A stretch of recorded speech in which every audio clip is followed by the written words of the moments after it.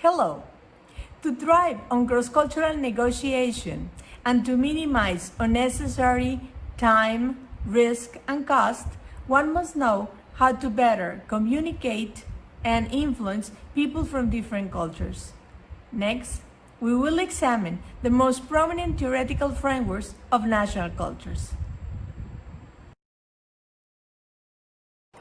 Cultural dimensions. Every day, a large number of companies conduct their business in diverse locations around the world. As a result, more communication across culture takes place. Cross-cultural communication differences can be either a factor of complexity, causing problems, or an opportunity to create mutually beneficial synergistic agreements. Chapter number 6. Global Cultural Systems, Communication and Negotiation. In the Palgrave Handbook of Cross-Cultural Business Negotiation includes the 6 more prominent theoretical frameworks of cultural dimensions. Join me to review them. Edward Hall divided culture into 2 groups, low and high context, depending on people's communication style. Context refers to the information that surrounds a particular situation and whether or not this information already exists within the communicating people. In low context communication, most of the information is conveyed in the explicit message. In high context communication, by contrast, most of the information necessary for meaning making is considered to already exist within the communicating individuals, and very little information is in the explicit and coded part of the transmitted message. One of the most influential bodies of research in the field of global management is the now classic work of Hofstede.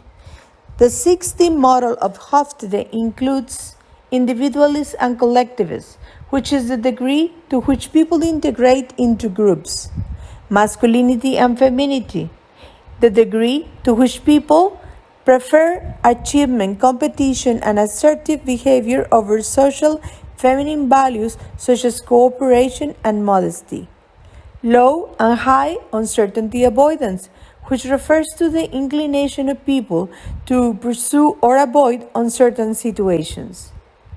Low and high power distance, which refers to the degree to which members of a society accept or even expect hierarchical differences in social relationships.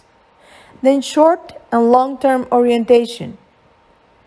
People in long-term oriented societies prefer more attention to values that relate to the future. And then indulgence and restraint. A society ranking high on indulgence restraint is one in which free satisfaction of basic human impulses related to enjoying life and having fun prevail. The 7 cultural dimensions of Trompenaars and Hampton-Turners are the following. First, universalism and particularism. People with a universalistic culture believe that rules, codes, values, and standards take precedence over particular needs and claims of friends and relations. Conversely, people in a particularistic culture give preference to human friendship and relationships. People are compelled to analyze particular situations separately. Second, individualism and communitarianism. Individualistic societies put the individual's happiness, fulfillment, and welfare before the community's. They are supposed to decide issues on their own.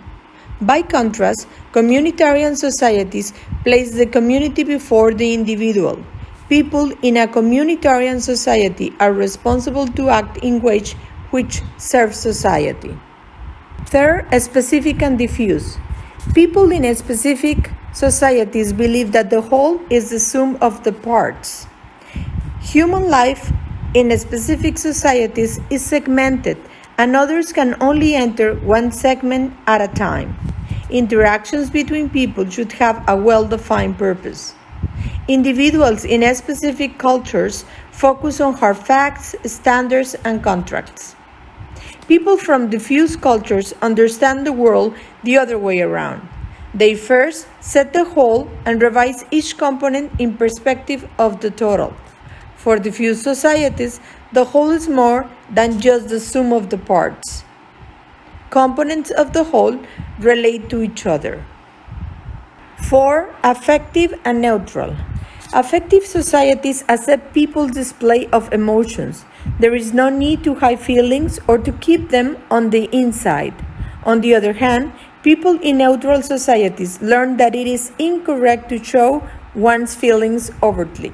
Neutral people certainly experience emotions, but they just do not show them that easily. 5th, achievement and ascription. People in achievement societies acquire their status from what they have accomplished. Status depends on behavior and even more so on results.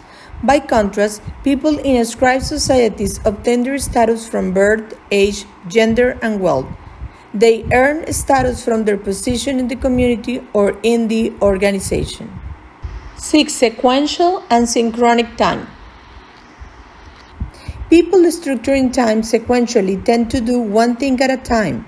For them, time is tangible and divisible. They strongly prefer to perform plans they have made, and they commit seriously to schedules. On the other hand, people structuring time synchronically usually do many things at a time. They conceptualize time as flexible and intangible. Plans are easily changed, and time commitments are aspirational rather than absolute. 7. Internal versus external. This dimension relates to the way people deal with the environment. Internal people don't believe in luck or predestination, and they are self-direct. External people have a more organic view of nature. For them, humanity should function in harmony with the environment and go along with its forces. External people do not believe that they can entirely guide their own destiny. Here are the 10 general values Schwartz proposed. 1. Self-direction, independent thought and action, choosing, creating, and exploring. 2. Stimulation, excitement, novelty, and change in life. 3. Hedonism, pleasure, gratification for oneself. 4. Achievement, personal success through demonstrating competence according to social standards. 5. Power, social status and prestige, control or dominance over people and resources. 6. Security, safety, harmony, and stability of society, of relationships, and of self. 7. Conformity, restraint of actions, inclinations, and impulses likely to upset or harm others and violate social expectations or norms. 8. Tradition, respect, commitment to, and acceptance of the custom and ideas that traditional culture or religion provide the self. 9. Benevolence, preserving and enhancing the welfare of those with whom one is in frequent personal contact, the in-group.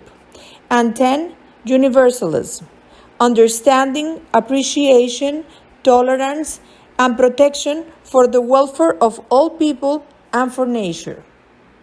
The overlap between the Globe dimensions and the Hofstede dimensions are quite substantial, although there is no agreement with regard to the extent of the overlap. The 9 cultural dimensions are the following: performance orientation, the degree to which a collective encourages and regards, and should encourage and regard, group members for performance improvement and excellence. Assertiveness, the degree to which individuals are, and should be, assertive, confrontational, and aggressive in their relationship with others. Future orientation, the extent to which individuals engage and should engage in future-oriented behavior, such as delaying gratification, planning, and investing in the future. Human orientation, the degree to which a collective encourages and regards, and should encourage and regard, individuals for being fair, altruistic, generous, caring, and kind to others. Institutional collectivism, the degree to which organizational and societal institutional practices encourage and regard, and should encourage and regard, collective distribution of resources and collective action.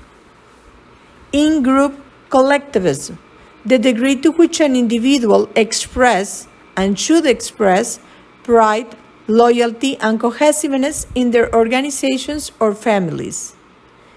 Gender egalitarianism, the degree in which a collective minimize and should minimize gender inequality. Power distance, the degree to which members of a collective expect and should expect power to be distributed equally. And finally, uncertainty avoidance, the degree to which a society, organization, or group relies and should rely on social norms, rules, and procedures to alleviate unpredictability of future events. Gelfand et al. Propose a multi-level model of looseness and tightness. Social norms in loose cultures allow more latitude for individual behavior. Thus, norms violations are subject to less social sanctioning than in tight cultures.